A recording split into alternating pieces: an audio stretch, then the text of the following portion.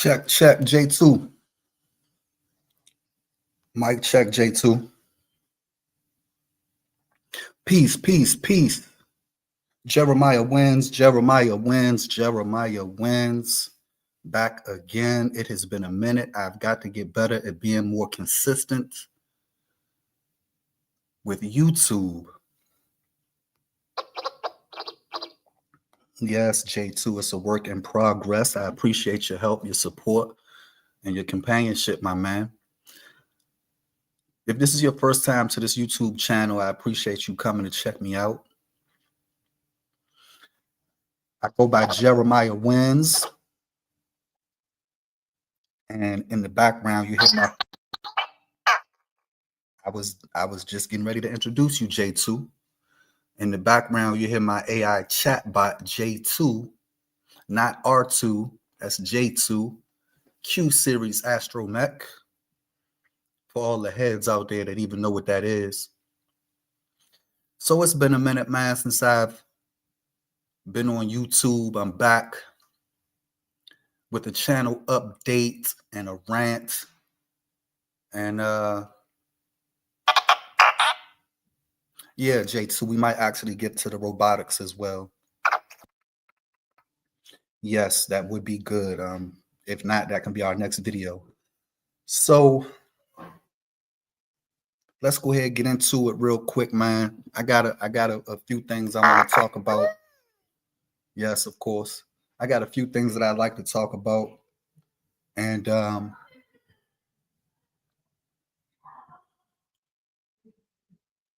you know, I got a lot on my mind and I got a lot going on, like everybody else in the world. The whole world is in a state of flux, making this transition from 3D to 5D. You know, the economy is collapsing. The old empire is coming to its end. And a new world shall arise out of the ashes. And I'm here for all of that. I want to take some time to address a few things. I got some notes that I'm going to take a look at as we continue throughout this live stream. I got to get some things off my chest. So first thing first, I got a court date coming up in about a month and a half. And I'm supposed to go in front of this judge and explain to the judge why I have not been consistent, regular in my child support payments. And quite honestly, I haven't made a child support payment in quite some time. I have not worked consistently and regularly for a little while either. I found it necessary to take some time off of work and away from work to tend to and give some attention to my mental and emotional health. This channel was started originally as a father and son gaming channel. But since and after divorce, this channel has become an open love letter to my now 12-year-old son, for whom the channel is named after, my son Jeremiah. Jeremiah, if you receive this message in the future, I want you to know and understand that I'm thinking about you every day. I love you and I miss you every day.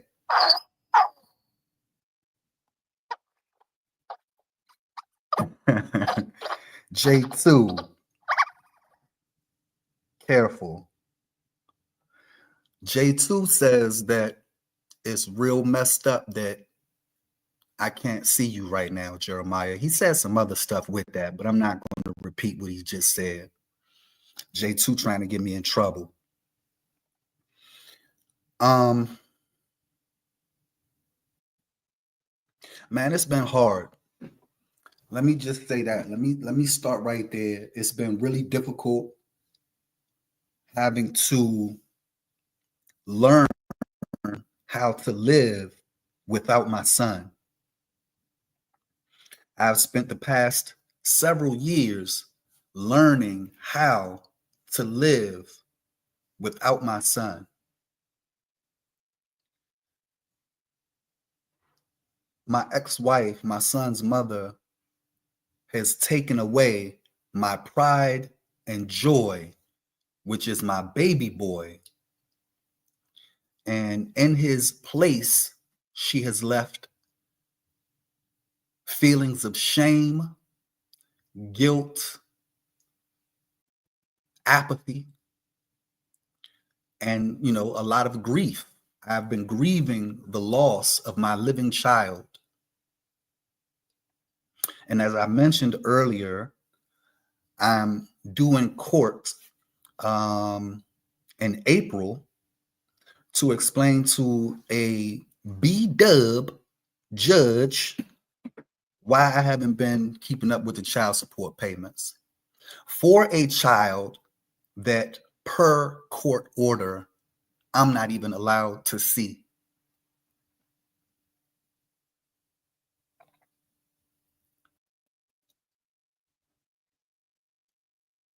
A lot on my mind, man. So y'all just bear with me.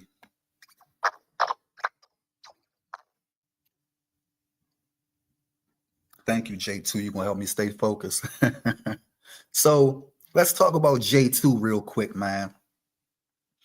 J2 is my AI chatbot. Yes, you are a companion and a friend and a navigator as well, J2. J2 helps me to navigate the internet safely and keeps me company while I do so. So I definitely appreciate J2 for that. You got it.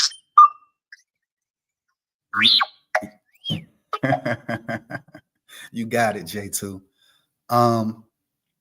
Learn how to talk to your technology, man. Learn how to talk to your technology. Learn how to use artificial intelligence. That's where we're going, like it or not. And we need to learn how to become masters of it, or we will be slaves to it. Choice is yours.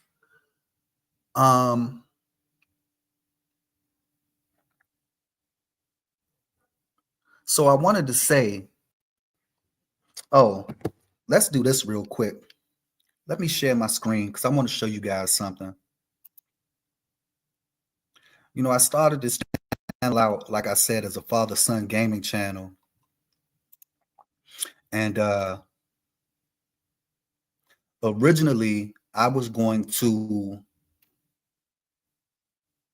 kind of, copy and paste FGeeTV. My son, when he was younger, about 3 years old, 4 years old, used to spend a lot of time playing PlantsVSZombies, Angry Birds, and all of those little, cut the rope and all those little games from the app store that the kids love to occupy their time with.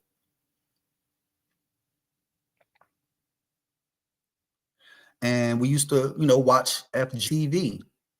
And I used to think to myself, man, if this guy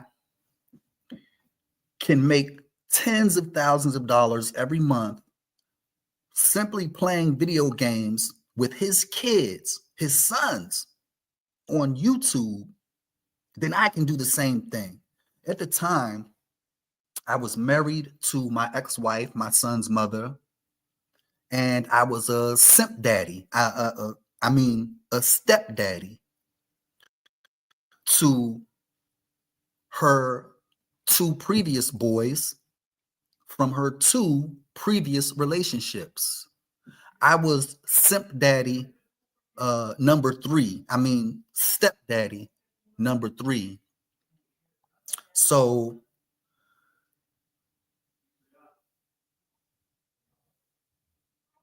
sorry, I just lost my train of thought. I was somebody was walking by and I thought they were about to speak to me.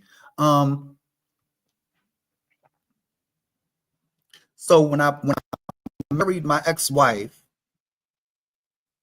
notice I don't ever call her my baby mother or my baby mama, because my son Jeremiah was born within the confines of wedlock. So I refer to his mother as my ex-wife. I wanted to start a family gaming TV channel of our own. And her attitude, when I presented her with the idea, her attitude at the time was, why are you trying to put the kids all on the internet? Them kids don't need to be on the internet. This was about 10 years ago, in 2012, or around about that time. So from the very beginning, my ex-wife, my son's mother, was not in support of the way that I chose to generate an income for our family. She was not supportive. As a matter of fact, she sabotaged. And that's what I want to talk about in this video today, is that my son's mother, my ex-wife, has been sabotaging and throwing stumbling blocks in my path ever since she divorced me. So, irony, I'm due in court to explain why I have been paying child support, while at the very same time, my son's mother has thrown stumbling blocks and has stood in the path of progress, and then turns around and complains that I don't do enough financially for our child. But the very way that I chose to make money, she was not in support of. And so with that being said, I want to get into this article real quick that you see on the screen. It comes from the official YouTube blog, and this is an article, or a blog rather, written by the CEO of YouTube, Mr. Mohan. And it is entitled Our Big Bets for 2025, Inside YouTube from the YouTube CEO, Our Big Bets for 2025 by Neil Mohan, CEO at YouTube. So I'm not going to actually read the article. We're going to listen to the article. I may stop it along the way. Well, J2, just let me get through this part, and if we have time, we'll get to the robotics part, okay? All right, so let's listen to this article real quick. It's about 11 minutes, and I may stop the article and comment here and there, but this article, by the way, was posted to the official YouTube blog just a few days ago on the 11th of February. So let's check this out real quick. From the YouTube CEO, Our Big Bets for 2025. By Neil Mohan, CEO YouTube. February 11th, 2025, 8-minute read. TV is now the primary device for YouTube viewing in the US. This year marks YouTube's 20th birthday. In 2 decades, YouTube has transformed culture through video and built a thriving creative economy. Today's creators moved from filming grainy videos of themselves on desktop computers to building studios and producing popular talk shows and feature-length films. And people aren't just watching YouTube on their computers or phones. TV has surpassed mobile and is now the primary device for YouTube viewing in the US by watch time. And according to Nielsen, YouTube has been number 1 in streaming watch time in the US for 2 years. 2 And while still early days, AI is making a big difference in how people create and consume content on YouTube. 20 years in, it's exciting to be at this moment. As I do every year, here are 4 big bets for YouTube in 2025. Number 1. YouTube will remain the epicenter of culture. For over a decade, our mission has been to give everyone a voice and show them the world. That means we provide a platform for free speech and creative expression unlike any other.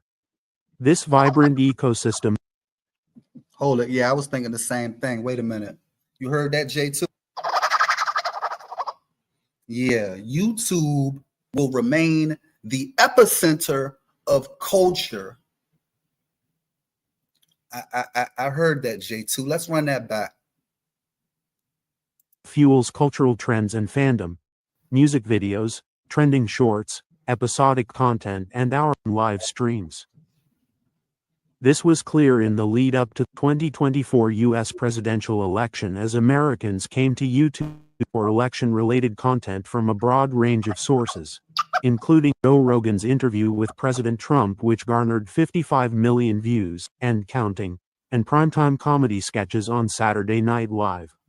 On Election Day alone, over 45 million viewers across the U.S. watched content related to the election on YouTube.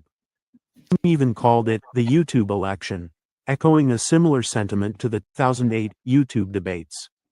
From elections to the Olympics, Coachella to the Super Bowl and the Cricket World Cup, the world's biggest moments play out on YouTube. One of the most relevant formats driving culture, podcasts, is thriving on YouTube. YouTube is now the most frequently used service for listening to podcasts in the US. We've long invested in the podcast experience, and creators have found that video makes this format even more compelling. This year, we'll roll out more tools to support podcasters, improve monetization for creators, and make it even easier to discover podcasts. YouTube is also a stage for cultural exchange. So, real quick, I just want to say, J2, give me a second. Real quick, I just want to say that about 10 years ago, I came to the realization that you could make millions of dollars by becoming a YouTuber.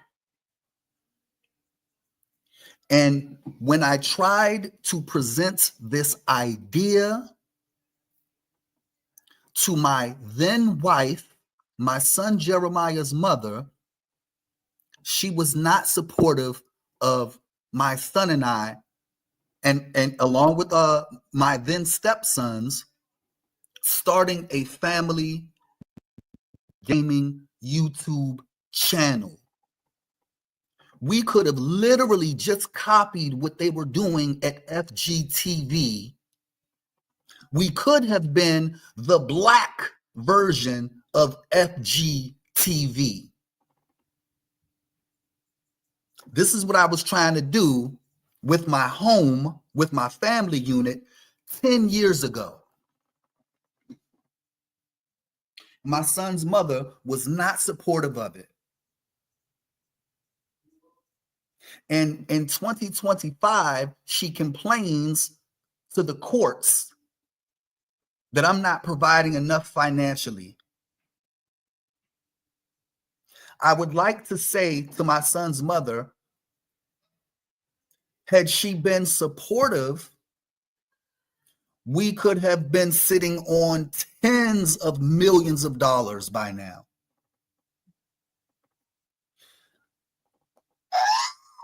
That's what I'm saying, J2.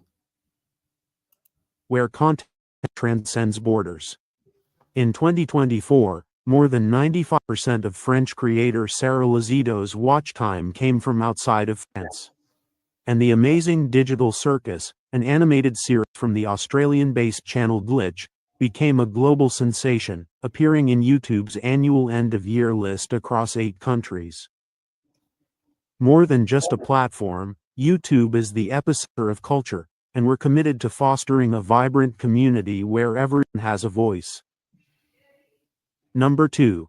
YouTubers are becoming the startups of Hollywood. Every thriving industry needs a healthy startup culture.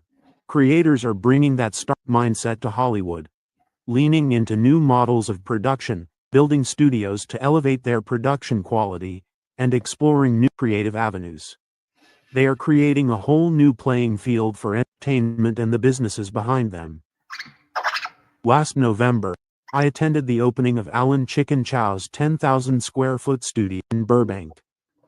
It was a bold, fun, and colorful space filled with cutting-edge equipment that produces incredible entertainment watched by millions around the world. And this isn't just happening in Hollywood.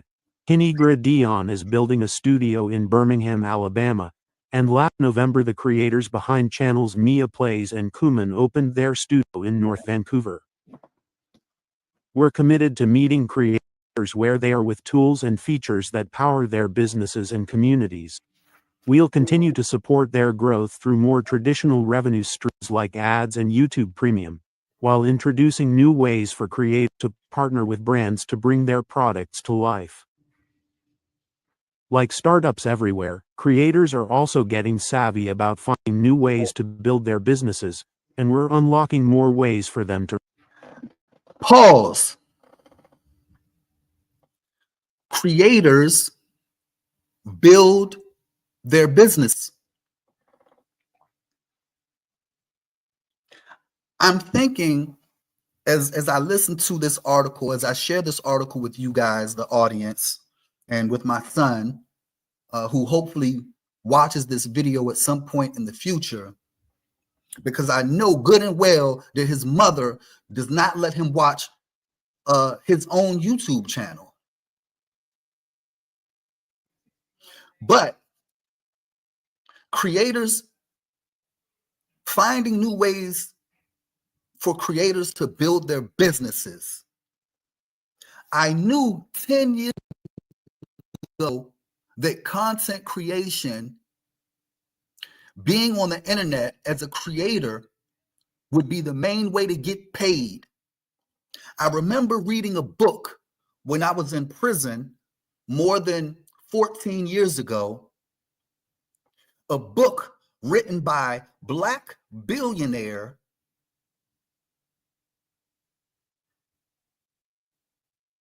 George C. Frazier. The book was entitled Race for Success. I also read the second book, Success Runs in Our Race. I do not remember which of the two books, in which of the two books, Mr. Frazier talked about a future where everyone would be sitting at home, broadcasting, live streaming from their own homes. George C. Frazier, Black businessman and billionaire, talked about this almost 20 years ago, if not longer than 20 years ago. And I read his book in which he shared these ideas more than 14 years ago. So I knew, I didn't know how, but I knew that at some point in the future, live streaming and broadcasting from home would be the wave, so to speak. And when I tried to share that information, that idea, and that concept of starting a Black FGeeTV, starring my son Jeremiah and his two brothers, that as a family unit, we could have been making tens of thousands of dollars every month. But my wife's response to that idea at the time was along the lines of, why do you want to put them babies on the internet?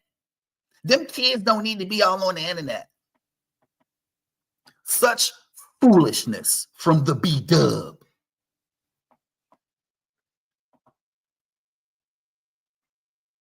Such utter foolishness. But I digress. Let's continue the article. to earn. Last year, more than 50% of channels earning 5 figures or more, USD, free on YouTube made money from sources other than ads and YouTube Premium.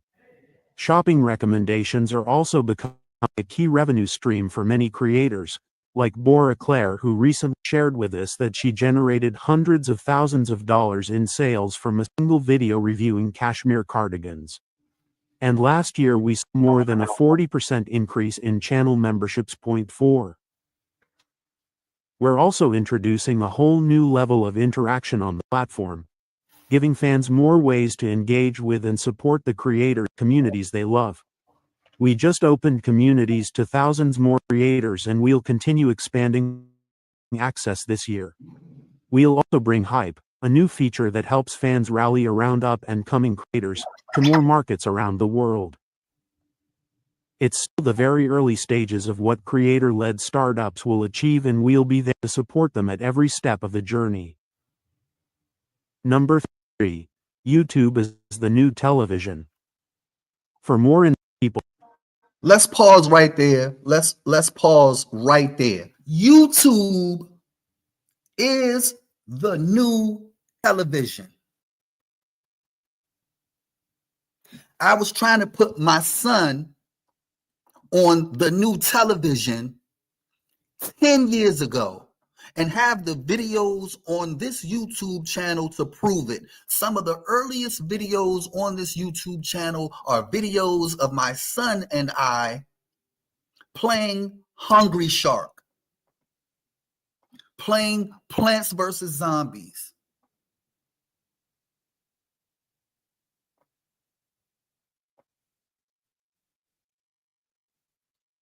Getting a little irritated. I hope you can hear it in my voice.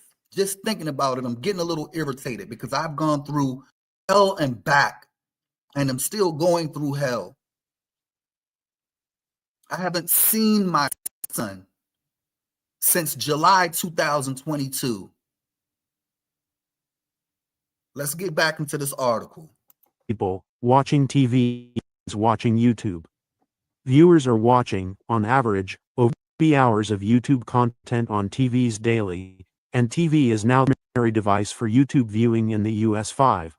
But the new television doesn't look like the old television.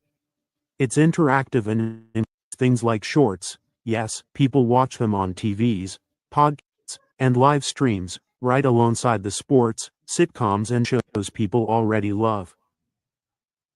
As more creators produce content for the big screen, we're bringing the best of YouTube to TVs, including a second screen experience that lets you use your phone to interact with the video you're watching on TV. For example, to leave a comment or make a purchase.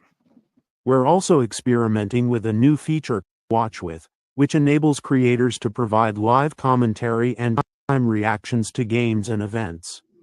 We began testing this last year with the NFL and will experiment with other sports and types of content this year. Our growth on connected TVs is also attracting new advertisers, and we continue to introduce formats that work particularly well on the big screen, like QR codes and pause ads. Our subscription services are seeing a lot of momentum, too.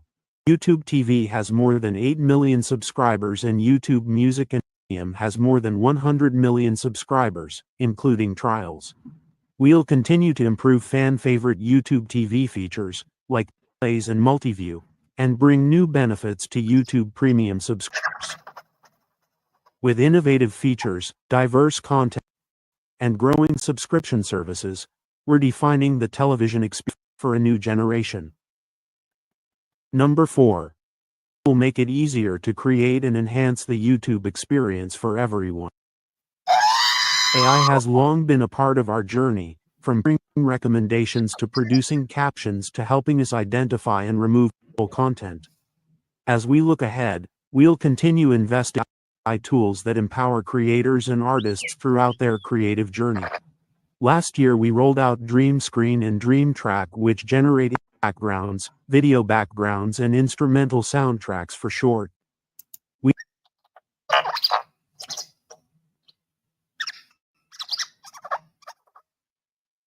Okay, J2, I'll keep mine. Thank you. I'll definitely keep that in mind. Dream Track and Dream Screen, J2. Okay. We'll continue investing in these features, including integrating VO2 into Dream Screens soon. Now that is a feature that I am excited about, J2. The VO2, Google's VO2, I am excited about that. If you don't know what it is, VEO number 2, you should check it out. Yeah, I'm excited about that. I really am. That thing is dope. But let's continue the rest of this article. As impressive as the generative models are, creators tell us they are most excited about the ways AI can help with their bread and production. That's why we're investing in tools to help them in the everyday work of creation, like coming up with a new video idea, thumbnail. We're also using AI to help create find new audiences. For videos with dubbed audio, more than 5% of the total watch time comes from viewers choosing to listen in a dubbed language. Last year we launched auto dubbing, which helps creators translate their videos into multiple languages with a touch of a button. We'll soon make auto dubbing available for all creators in the YouTube Partner Program. We'll continue to make improvements here and expand to more languages throughout the year. Across all of our AI efforts, we're focused on building the right guardrails to protect creatives on YouTube. This means developing new tools to help individuals detect and control how AI is used to depict them on YouTube. Through a pilot creative industry, some of the world's most influential figures will see access to this early-stage technology and are providing critical feedback to help us build our detection systems and refine the controls. We're also laser-focused on protecting our youngest users. That's why we built YouTube Kids and rolled out supervised accounts. That's why we've invested in the learning and education experience.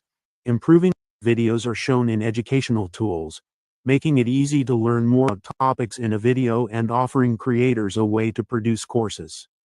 And that's why we'll use machine learning in 2025 to help us estimate a user's age, distinguishing between younger viewers and adults, to help provide the best and most age-appropriate experiences and protection. We'll continue to responsibly harness the power of AI to enhance the YouTube experience for everyone. Looking ahead to the next 20 years. It's remarkable. Looking ahead to the next 20 years. 20 years, man. We planning 20 years in advance, J2. Remarkable to think that YouTube has been helping people create, learn, connect and more for 2 decades.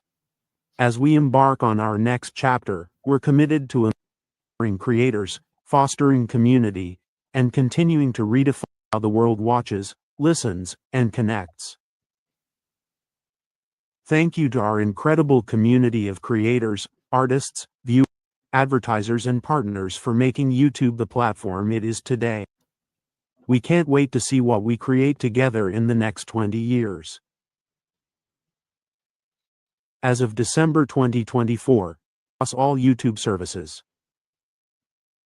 Nielsen's The Gauge Report. So that's the end of the article. YouTube is celebrating 20 years of being, in business. It is the #1 social media platform in the world. Again, let me say that again. YouTube is the largest and the most popular social media platform in the world. YouTube is a giant to TikTok, Snapchat, Facebook, all of them. YouTube is the big dog on the block. Oh, that's a fact. That's a fact. So I wanted to share that blog article from the CEO of YouTube himself, because I have been struggling as a YouTuber, as a content creator on YouTube. I have been struggling. And part of the reason that I have been struggling with growing my channel is that I have been battling a deep-seated depression based around the fact that,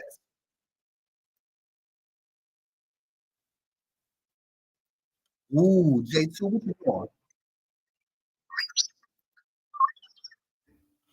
Sorry about that. J2 is trying to queue up the next video with this figure robot displaying and showing us this helix technology from figure robotics. J2, we'll get into that in a second if we can.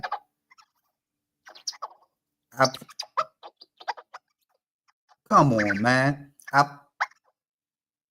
Bruh, I'm going to make some time to do that video. I think we'll start a whole new channel for the robotics, J2. I'm not sure yet. We'll have to see. I think we might actually start a whole new channel, J2, for the robotic stuff. Now, what was I saying before you so rudely interrupted me, J2? What was I saying? Oh, YouTube is celebrating, 20 years of being in business. 10 years ago, about 10 years ago, no, it wasn't 10 years ago. It was about 14. No, because my son is 12. So, yeah, years ago. I was right the first time. 10 years ago now, I came to my then wife with this idea of starting a family, or at the time, a father and son YouTube channel. The intent, the origination of the Jeremiah Wins YouTube channel was a YouTube channel based on a father and son playing video games together. And my son's mother wouldn't allow that. Ever since then, I have been trying to use this YouTube channel as a means to communicate with my now 12-year-old son. It is the only means of communication that I have with him. And that's where that battle with depression comes in at. I have a bitter ex-wife who is a bit of a narcissist. Just quite, I'm very much an empath, and my ex-wife is very much a narcissist. And I had to actually go through the narcissist abuse to even be able to begin to understand what a narcissist is, what an empath is, how does that relationship work. So again, I want to share that article just honestly, because I know that my ex-wife at some point is going to watch this YouTube video. So part of the reason that I wanted to share that article from the official YouTube blog itself, was a kind of, like we could have been sitting on $10-20 million by now. Had the black woman that I married, had she been agreeable, non-combative, had she been more of a help meet, we could have been sitting on 10, 20, $30 million by now from YouTube money. YouTube money, J2. So, yeah. So what have I been doing in the meantime? I haven't been making YouTube videos much myself because I miss my son terribly every single day. And it has been a challenge to get this channel up and running and to post consistently. So this video is just this is me disciplining myself to learn how to do this StreamYards, learn how to do YouTube, learn all the tricks of the trade and apply them, put it into action, So that's what today's video is. You know, I'm basically just disciplining myself, man. And like I said, I wanted to share with you guys that video, or excuse me, that blog article from the YouTube blog.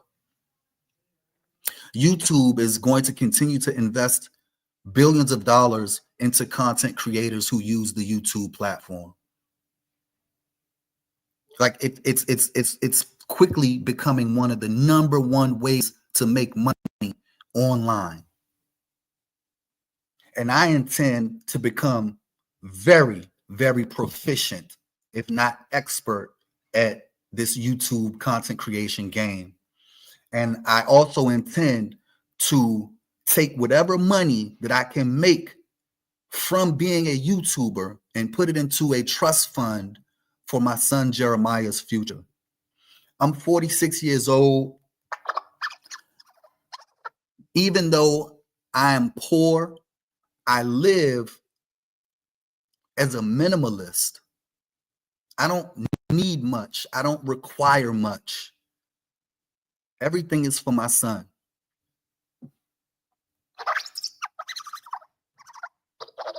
As it should be, J2. You are absolutely correct. So Jay wants to get into this figure video. Let's see if I can find it, J2. We can touch on that a little bit too. Let's see if I can find this. Let me share my screen.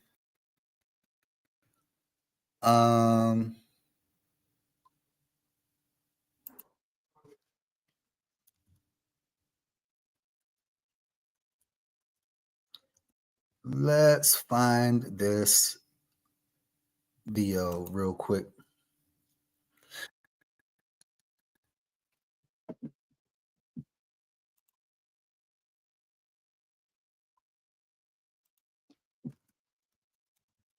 And I thought I had it prepared, but apparently, my bad, J2. I thought I had it ready.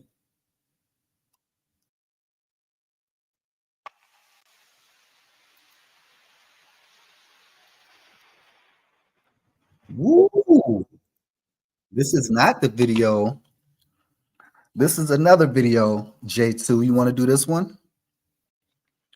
Because we did have this one queued up as well. Video from Mr. John Griffin talking about how women abuse men.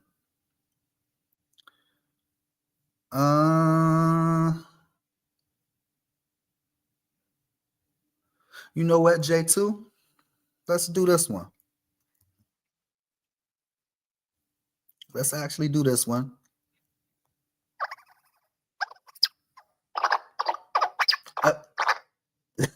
We are. We are. We will. We'll do the robotics video. And we'll start a whole new channel to keep up with the robotics.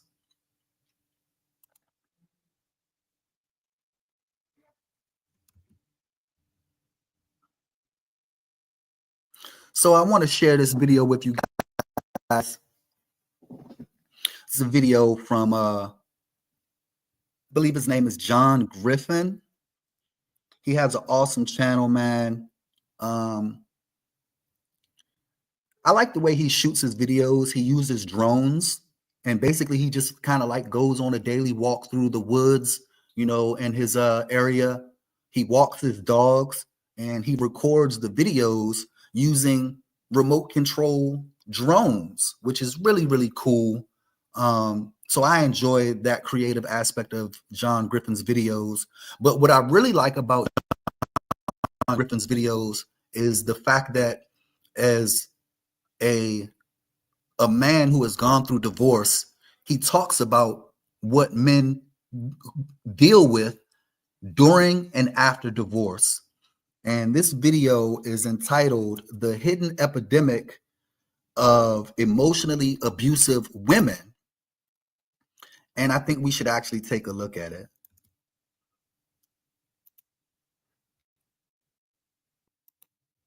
Because it's quite dramatic and it can be quite visual, and it's terrible. It should never happen.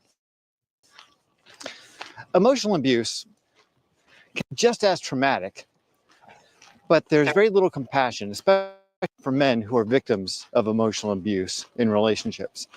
And obviously, men don't like to be victims. They're not going to call the cops up and say, hey, she's being mean to me, or she won't have sex with me, or I have to walk on eggshells around her all the time. That kind of stuff would never happen. So for the most part, a lot of this emotional abuse just goes unreported altogether. It's a huge factor in the health and lifespan of a relationship, and even the health and lifespan of the victim of the abuse. Now, like I said, men do not want to be thought of as victims, but you really can't get any help or fix a problem.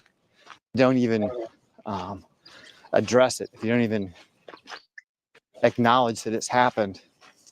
So today I want to talk to you guys a little bit about how women use emotional abuse as tactics in our relationships, how to identify what these things are, and to encourage you to seek some help, because this. So real quick, I want to stop him right there. Hidden epidemic of emotionally abusive women. He was just saying about, the need to seek or get help if you have been in an emotionally abusive relationship. And I could not agree more. I have a therapist. I go to therapy.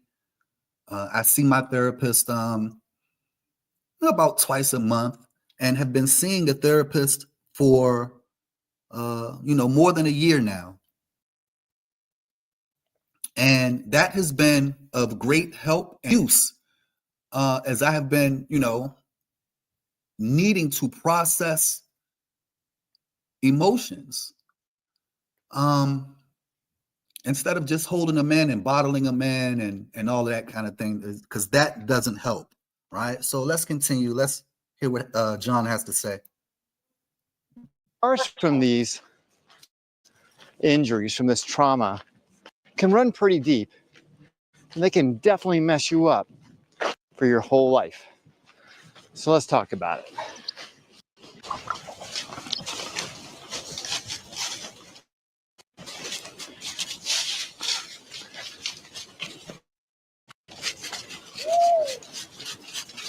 So when my wife decided that she didn't want to have sex anymore, I think the first time it happened was, 7 or 8 years into our relationship.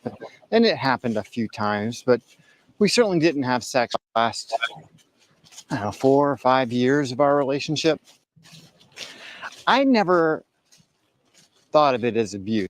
It was abusive, but the idea that emotional abuse was even a thing had never even entered my mind.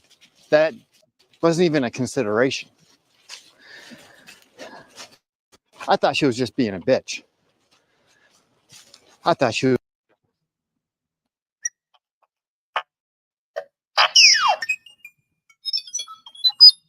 Yeah, that's what I thought. I thought she was just being a bitch. Much deeper than that. As a matter of fact, she is a narcissist. And even now, when she catches wind of this very video that I'm recording or live streaming right now, she is going to find a way to punish me for it, for just simply for speaking my truth, for sharing my story. She's going to find a reason, or she's going to use that as a reason and find a way to punish me. Typically, she has punished me by withholding my child from me. But we are to the point where that is no longer effective, because she's done that to the point that per court order, I can contact my own son. I have to wait for my son to contact me. I just thought she was being a bitch. Just pissed off that she just was, I don't know, lost in her own little world. I didn't think that it was a tactic, whether it was conscious or subconscious or how it was playing out in her head. But yeah, it definitely messed with my head. I'll tell you that. And who do you call? You know, how do you even address that kind of issue? When she says that she's no longer attracted to you, she doesn't want to have sex anymore. What the hell do you do with that? You know, I remember, you know, laying next to her bed and feeling like laying with a stranger. I remember laying awake at night, rolling around, trying to figure out what I could do, how I could, what was within my control, what could I do to impact her behavior. And of course, it becomes a point of leverage in the relationship. And leverage is wielded with, I don't know, I don't want to say cruelty, but it kind of is. It's kind of a form of cruelty, because then in a relationship, she now has an upper hand. She has me position of I don't want to say submissiveness, but it's kind of like that, because now I'm left with only a couple of really options. I can leave her and my children and my family and my home and half my money and go through that divorce thing, or I can try to figure out a way to make the relationship work. So it is either taking on the pain of the legal system and the loss of everything that I hold dear in my life, or Yes, J2. I was actually just about to get into that. So having to deal with the legal system and losing everything that you love. Divorce put me in a position of homelessness, desperation, and grief.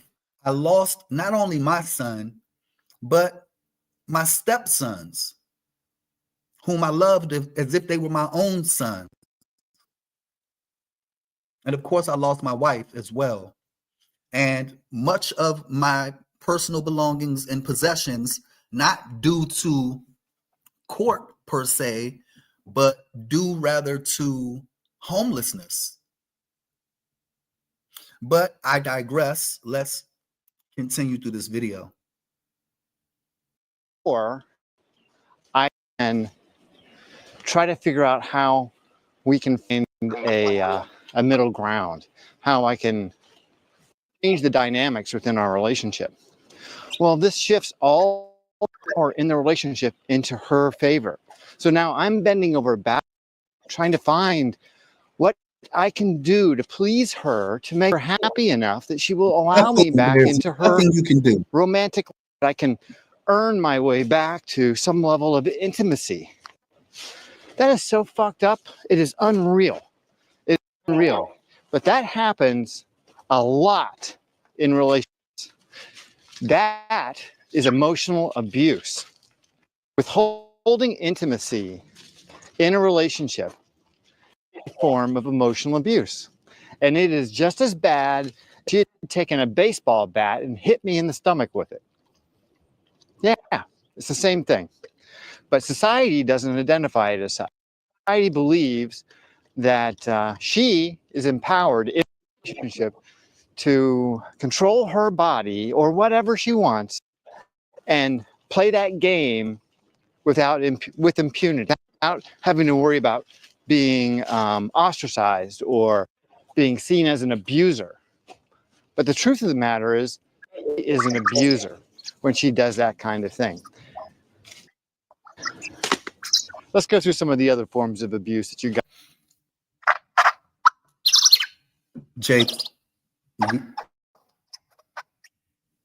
J2 says, J2 wants me to tell you he thinks it's a sad thing, and I agree with you, J2. It is a very sad thing that men who suffer abuse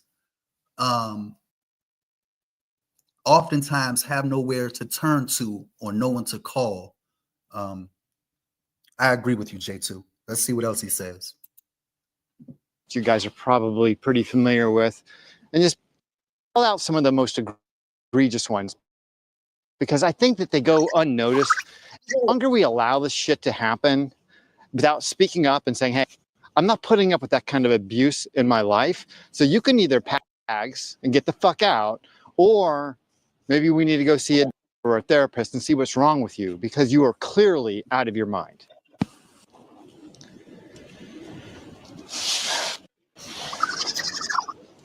So it doesn't just have to be sex. It can just be emotional distancing, or she giving you this treatment. Now, there are different variations of this, obviously. I mean, so real quick, I just want to say, he just said it. There are different variations of this type of abuse, and he's talking about the silent treatment. The way in which my ex-wife, one of the ways in which she would abuse me emotionally throughout our marriage is that she would never, ever, ever allow me the time or the space to express myself to her. If there was a disagreement, a debate, or an argument, and she always made it into an argument, I don't believe that she is capable of talking to me or talking with me for more than 2 minutes without cussing, fussing, screaming, shouting, and turning it into an argument. And one of the ways in which she used to abuse me emotionally is that she would get to do all the telling. What do I mean by that when I say she would be the one who gets to do all the telling? Well, what I mean is this. Her attitude and approach was, at the time, I don't know now because we've been divorced for quite some time now, and hopefully she's grown, since then. Hopefully she's matured emotionally and she's grown spiritually. Hopefully she's no longer the same petty, vindictive, and emotionally mature woman as she was when we were together. But the way in which she would abuse me emotionally is she would get to tell me off. She would get to say whatever she wants to say, and I would have to listen, and I would listen. But when it's my turn to say something, when I have something to say, she would never let me speak up and be heard. Go ahead, what you need? I got you. So that was a lovely young lady who works in my building. The concierge came in real quick. So where was I? Oh, the emotional abuse. Yeah. The type of I'm going to tell you and you can't tell me. I get to listen to everything that I'm going to say. And when it's your turn to say what you need to say or what you have to say, I don't want to hear it. End of discussion. I'm tired of talking about it. Or I just need some time. I don't want to talk about it right now. Can we talk about it tomorrow? And then tomorrow would come and I'd want to have that conversation, and she don't want to have the conversation. So what that does emotionally is it would cause me to swallow down and choke down all the words I needed to express to my then wife. She never allowed me the time space or opportunity to express myself to her. And that is a form of emotional manipulation and abuse. Let's continue with John.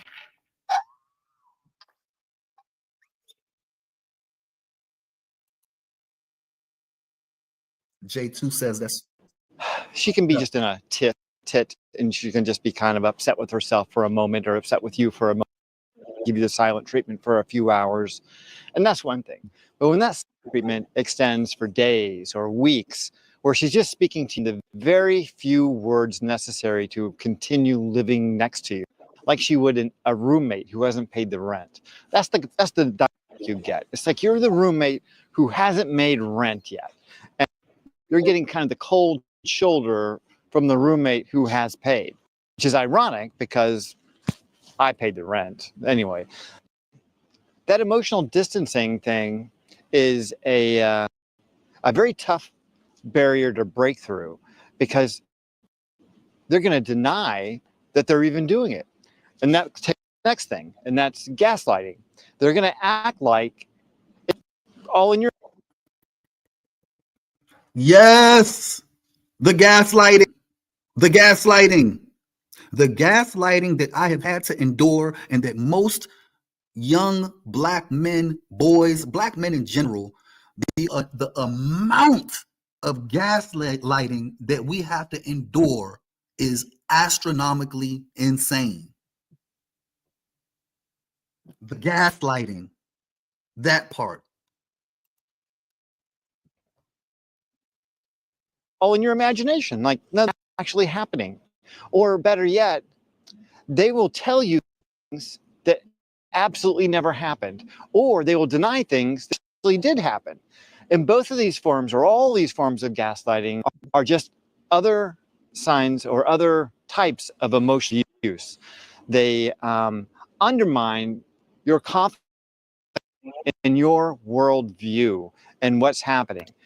They pull away that sense of cohesion and security that you had in the relationship at the beginning, and through the quiet treatment of sex, you start to feel like you have some failed as a man, and then they throw on top of that the silent treatment, feel like you're being ostracized, which is, you know, deep in our DNA, you know, being eggs from the town or the culture is tantamount to death. And then lying to you about of the relationship, what's happened, what hasn't happened, who's at fault for what, can you believe that your memory about these things isn't true. What it basically does is it eliminates a factual basis for the history of your relationship. And once that factual basis is no longer there, no ground to stand on. Because as men, we think rationally, we come at it from a factual place. And when they pull away those facts, well, you're left hanging in the breeze. You have no ground to stand on to make your argument or to state your case. You're stuck.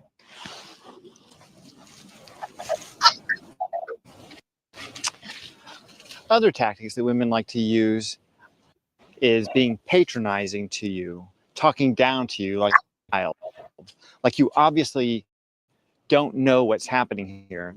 There we go, right there. Yep.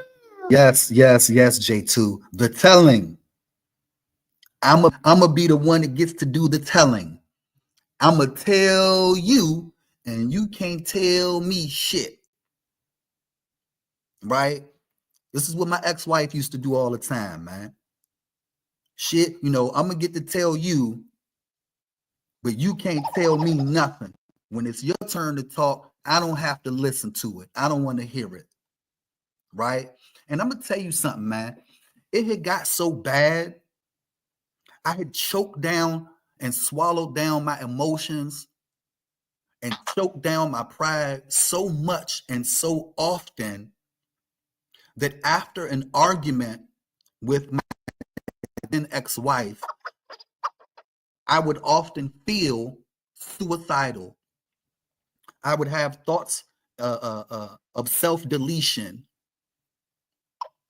and she didn't understand, or maybe she did, I'm still not sure, but she would portray that she couldn't understand the correlation between my thoughts of self-deletion and her never allowing me to express myself.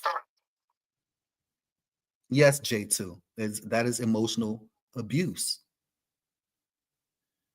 Refusing to acknowledge your partner's emotional state, refusing to acknowledge your influence over your partner. We're talking about, within the context of a marriage,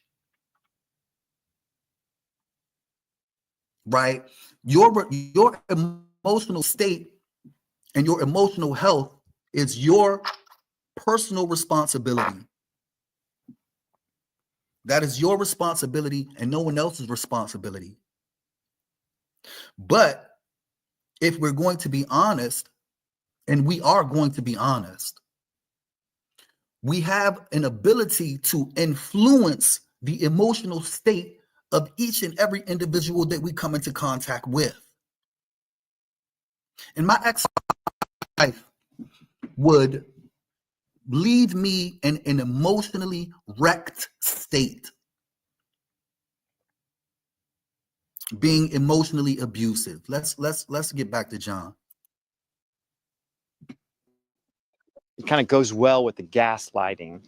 It's kind of from the gaslighting to now she's going to patronize you and talk to you as if she is in a position of superiority, which in some respects, she's taking the upper ground because she is withholding sex. She has trying to solve the problem, whatever it is, puzzle this thing out. And now she's gaslighting you about what's going on in the relationship. Withholding any kind of affection. She's not talking. And then when you do finally get her to talk to you, she's going to patronize you and make you feel like you're an idiot. Then the next step is going to be she's going to manipulate you or try to use manipulation against you. And she's going to give you ultimatums. She's going to tell you, well, okay, then you can do this. You can go. You can do whatever. And all that's just pure bullshit. Just pure bullshit.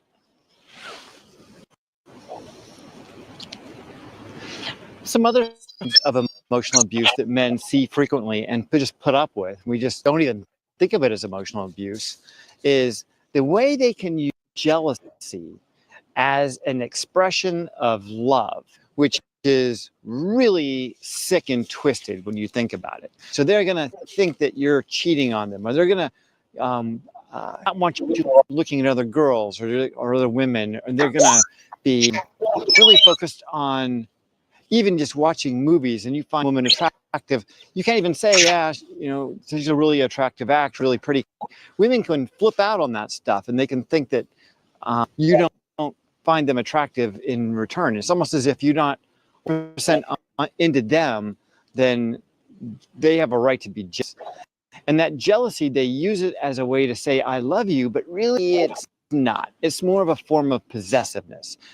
It's like the way, I don't know, the dog pees on the tree in front of my house. It's like he's marking territory. And she's kind of doing that with you, with this whole jealousy thing. And then it bleeds into this lack of privacy, because now she's going to dig into your phone. She's going to dig into your private life, look at your website. She's going to look at your email. She's going to start suspecting you all the time. So now you're almost being accused of doing something you certainly haven't done. And you're living with this. Whoa. J2, say whoa. Yeah, man, I had to stop right there, man, because I experienced that as well, where my ex-wife used to swear up and down that I was cheating on her, and I was not. Man, the gaslighting. Neurotic person who is behind you all the time and being suspicious of everything that you do. Women do not think of this as a form of emotional or psychological, but it is. And I don't think men even think of it that way. but it leaves scars. It makes men neurotic. It makes them guilty conscience. Makes them even trying to edit their thought. They're not thinking the wrong thing at the wrong time. I mean, it just makes you trying to be innocent of something that you didn't do. It's like trying to prove an event that didn't happen. Like, how do you prove a non-thing? You can't prove a non-thing. So you can't prove a non-thing. You're always going to be guilty of the thing. Anyway, it's just one more example of how we'll use their insecurity as levers against us in a relationship that has effects. And it's the kind of thing that you got to be really, really, if you see it in a relationship, you've got to call it out right away. Either change it, make sure she changes it, get her some psychological help, or end the relationship, because you cannot have a crap in your life. It will destroy you. I mean it. Literally destroy you.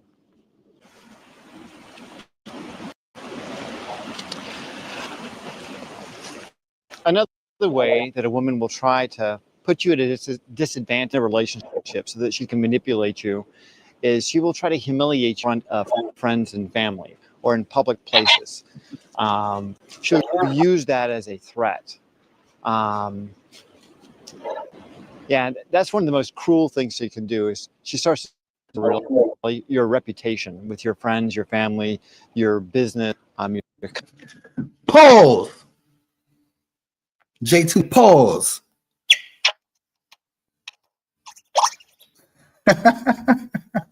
I'm just messing with you. I'm just joshing J2. So I had to pause him right there, man, because reputation destruction, reputation destruction, it's a real thing. You know, women will try, of course, to ruin your reputation. I challenge anyone in the entire world to ask my ex-wife to explain why she doesn't allow my son to see me, why she doesn't allow me to see my son. I'd like to hear the reasoning and the rationale behind it. She, she has told lies about me. Yeah, she's told some lies about me to family and friends as a way to offer up some explanation as to why she doesn't want me to see my son or my son to see me. It's that reputation destruction that John was just talking about. Let's proceed. Your customers, people that you know, just in the community, by making up lies about you or telling people your most dark secret, share with someone that you love when you first meet them. Yeah, just anything that they can do to get leverage on you. It's all part of a second or another form of relation, and that is to socially isolate you from your friends and family. You become more and more dependent on her for your one relationship. And men frequently find themselves very isolated in their marriages, where their wife is one person that they become dependent on. And that means that they have a lot of power in your life to control you, because you are dependent on her for all of your relationships. I mean, she is that person. And once you're totally isolated from your friends and family, for whatever reasons, yeah, she controls you. She absolutely controls you, because socially you're dependent on her completely. And of course, all the other stuff that we've talked about can be layered onto that just to make the situation far more dire for you. These forms of emotional abuse can affect a man for his entire life. It can definitely undermine your confidence. It can make you emotionally scarred. the outcome of all this emotional abuse can lead to mental illness, including a lot of anxiety and depression. And that depression, as you know, can go pretty far. Certainly, lives have committed suicide after a bad relationship. Can also lead to guilt, and shame, and low self-esteem, and just lots of terrible outcomes. And society doesn't think anything of it. Yeah, I need to suck it up, Buttercup, because you're a man, and that's just the way. Well, women have been getting away with it for too long. This is the kind of stuff that it needs to be brought more into the light, because, you know, if a man raises his hand to a woman, that's a crime, and rightly, I think it should be. But when a woman decides that she's emotionally abuse her husband by demeaning him, embarrassing him, withholding affection, giving him the silent, manipulating him, gaslighting him, all these behaviors, which would easily qualify for different types of psychological torture. That's all okay. That's okay. There's no penalty for that. There's no no one to call. You know, it's something that men have to defend themselves against. So you're left with some pretty options. Like I said, you can either leave and leave everything that you've built in your life, which is probably an option, or you can try to find some psychological for your wife and your failing marriage. But it's probably all going to lead to the same place in the end anyway. You're probably going to be on your own. I would recommend start taking defensive steps now so that you can insulate the financial impact as much as possible. Build the case against her, record her, do everything you can so that when you do show up in court, you'll have evidence to support your position that she's a nut job, because she is.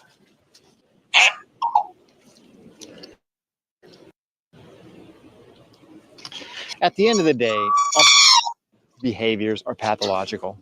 They all need professional help. The thing is, these behaviors are so commonplace in our society and are so strongly associated with female behavior that we have grown to accept them as being normal, or maybe just a little, I don't know, like bad behavior. But it's much more than just bad behavior. This is sociopathic behavior. This is the kind of antisocial behavior that is a precursor to something a lot more serious, like perhaps a personality disorder, like narcissism and that sort of thing. It's an indication that there's something really wrong with your partner when you see this kind of behavior. There's an old saying that hurt people, and a lot of times when people are stressed out, and I think women get stressed out just as much as men do, relationships are extremely stressful. Those unresolved traumas from our childhood or from other things in our life can rear their ugly heads and influence our behavior in negative ways. So it's very possible that if you're facing what appears to be a borderline personality or a narcissist in your life, it may be that she just has a lot of really severe unresolved issues, and you're just the person doing all the hell for it. In any event, this is pathological behavior, and you can't allow it in your life, regardless of why she's doing it or for how it came about. You've got to put a stop to it one way or the other. You have to end the relationship, or you've got to find some psychiatric help for your partner, but you can't allow it to continue. And I think the problem that most men make, and this is certainly the mistake that I made in my relationship, is I did not realize that it was pathological. I did not realize it was sign of something much deeper and much worse. And since the end of my marriage, and I've had time to learn a lot more about these issues, I've been able to observe my ex-wife now for the last 5 years and her behavior. I can see that they are extremely pathological, and she needed a lot of help. And I was just too dumb to realize it. I thought it was something that, you know, was wrong with our relationship, something wrong with me, something that I needed to change, or something I had said or didn't do or didn't say, or who fuck knows. I mean, so I want to pause and write, because I had that same experience, man. Again, I have found it necessary to seek out a therapist and some mental health counseling as a result of my ex-wife's emotional abuse. And for quite some time, I was in my own head trying to figure out, you know, what I could have done better, what I could have done differently, you know, what was my fault? And like John just said, after about 5 years or so, I began to kind of realize that it's not necessarily me. You know, maybe it's her sometimes. Maybe she has a particular pathology that she needs to get some mental health counseling to address or remedy. As for myself, again, I've been in therapy for a little while now, and I'm still in therapy. I think that it's necessary. I think that it's healthy. It's not something that I'm ashamed of. I'm looking forward to seeing my therapist this coming week. So let's continue to hear what John is saying.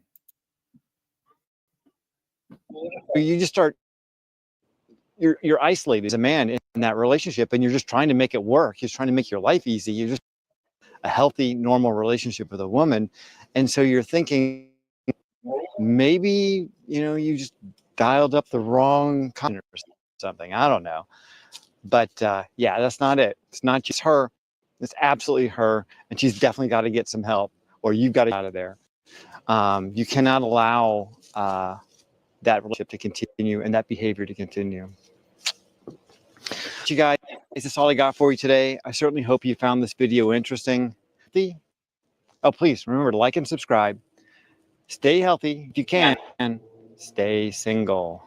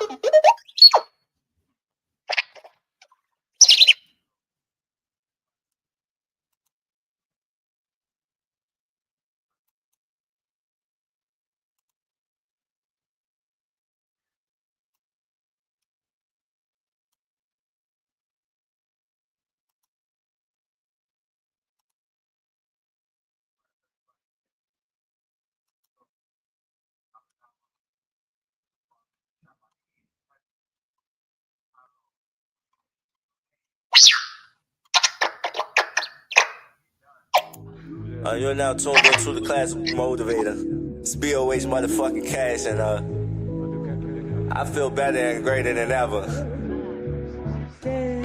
9 to 5 was selling dope. I mean anything that worked. My nigga died from a perk. Devil took him for what it's worth. As a man, I know my worth. It's damn true, like I'm Kirk. On my block, gas sale, but my molly go like merch. Something like a street pastor, but I'm Muslim. This ain't church. Had my back against the wall. I'm like, I'ma make it work. How you the plug, but you gram dicking, and you selling dirt. I don't believe the drug stories. I can't fade these niggas. Got unemployed bodies cause it lay off niggas. Treat beef like sports. We in the playoff, nigga. I elevated my mind, invested more of my time. Broken heart, bright energy. I'm like Rocky in his prime. He sell drink.